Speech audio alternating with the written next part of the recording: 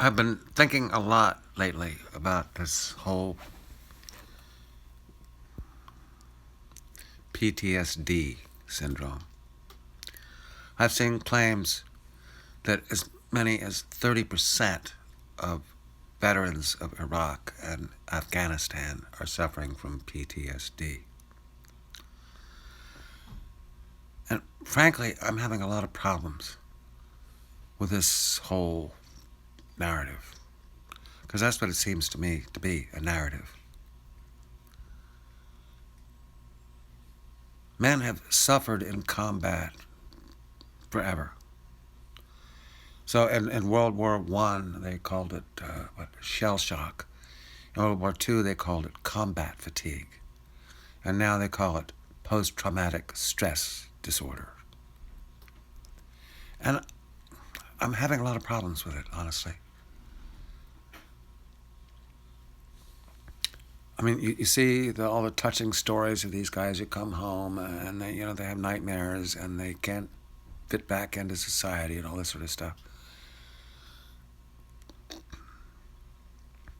And, when it comes to like Vietnam, I can sort of understand it, because when they came home, they were reviled, baby killers and all that sort of stuff. But I also have the examples in my own family of my dad and my grandfather, Misi. And here's the thing. I know that they saw stuff that was every bit as bad as anything that they saw in Iraq and Afghanistan. My dad looked into the eyes of people that he gunned down from his fighter plane. He had to pry a guy off the gun sight of his crashed plane, and there was no face left.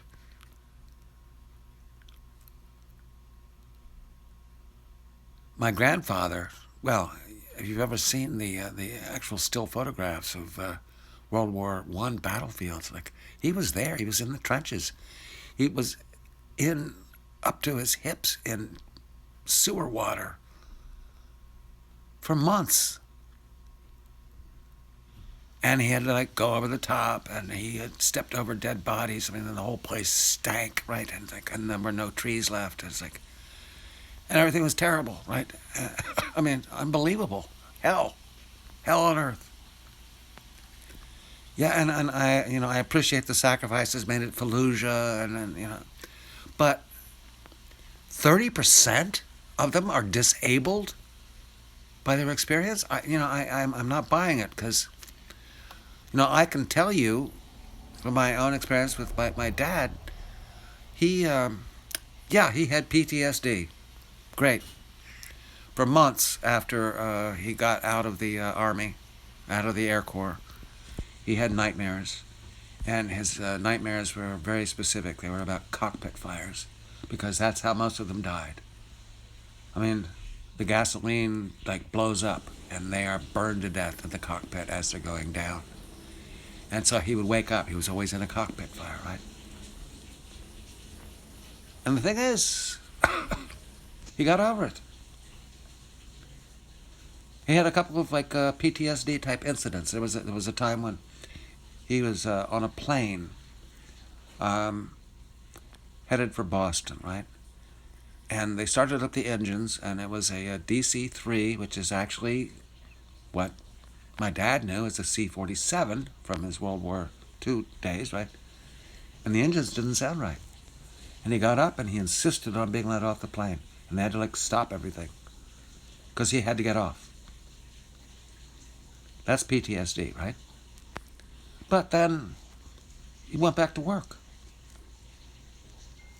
And he never exhibited any of these signs that you're seeing. It's flashbacks and all this crap. It's there is this narrative of PTSD that people start to live.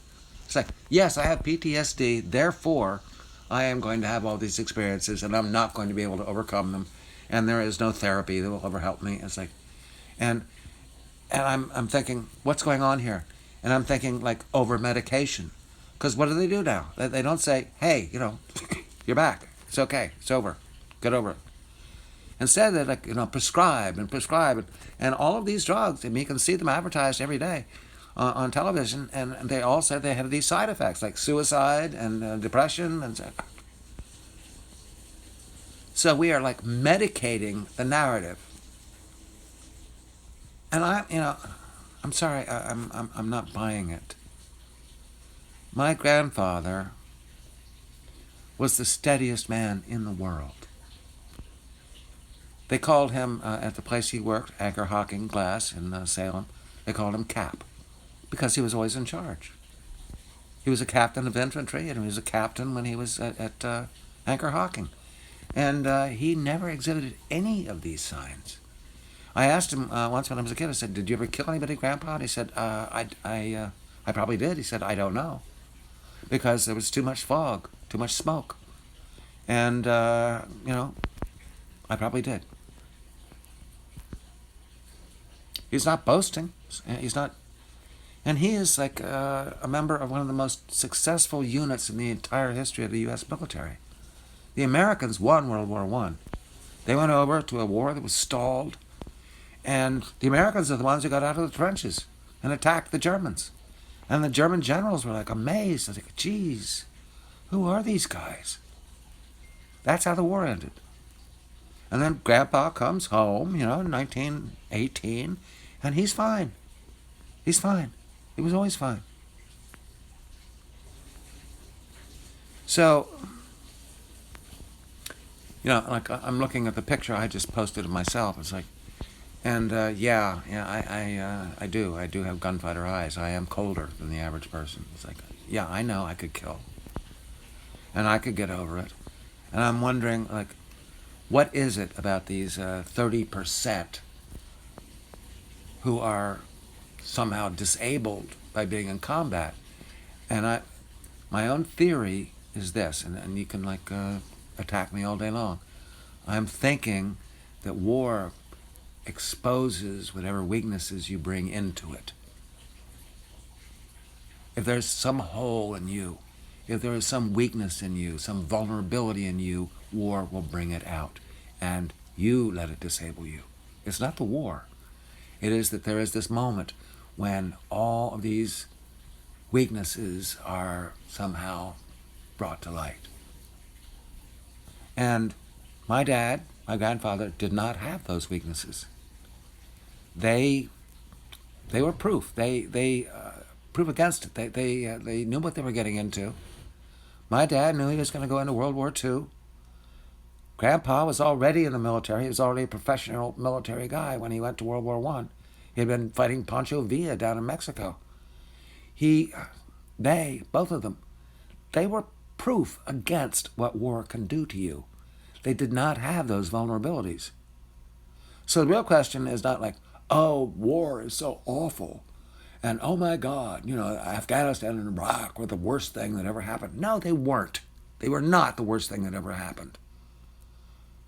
Go take a look at the history of Iwo Jima.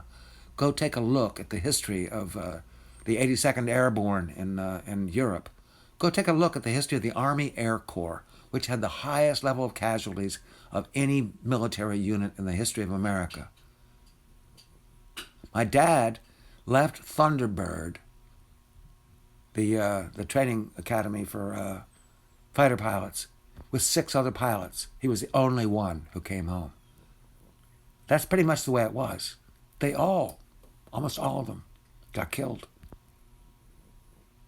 And now it's like, oh, yes, okay, so PTSD and, Iraq and Afghanistan. We've lost like a total of like 15,000 troops in both Iraq and Afghanistan. We lost 440,000 in World War II. We lost 100,000 in less than a year in World War I. And these guys came home and they built America.